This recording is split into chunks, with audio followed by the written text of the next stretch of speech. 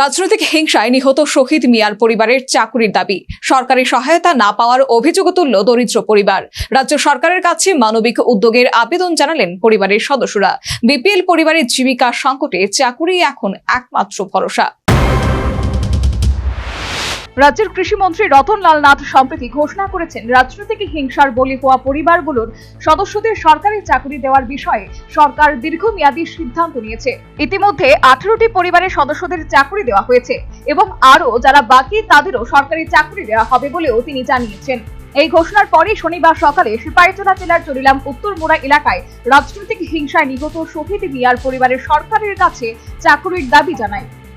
পরিবারের সদস্যরা নিচে বাড়ির উঠানে দাঁড়িয়ে মুখ্যমন্ত্রী ও কৃষিমন্ত্রীর উদ্দেশ্যে আবেদন জানান, তাদের পরিবার থেকেও একজনকে সরকারি চাকরি দেওয়া হোক।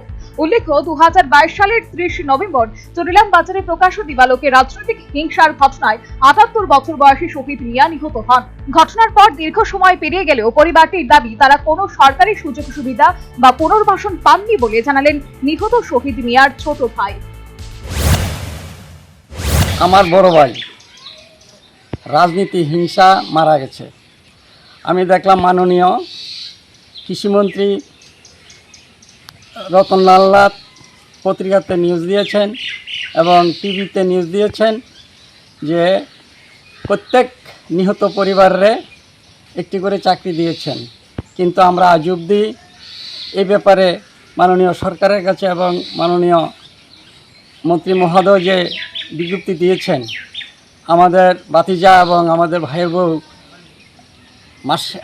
সামাজিক যে ভাতাটা 2000 টাকা করে পাইতেন, এই ভাতাটা পর্যন্ত এখন অবধি বঞ্চিত।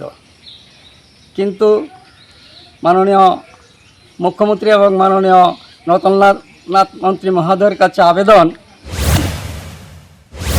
নিহতের স্ত্রী ফিরোজা খাতুন 3 দিনমজুর ছেলে এবং তাদের স্ত্রীদের নিয়ে পরিবারটি বর্তমান চরম আর্থিক সংকটের মধ্যে দিন কাটাচ্ছে।